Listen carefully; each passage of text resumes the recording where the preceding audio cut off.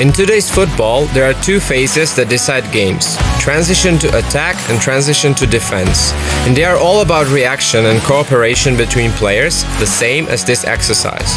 You have to know what is happening in front of you, but at the same time, you have to watch your back, with your teammates helping you out by talking to you.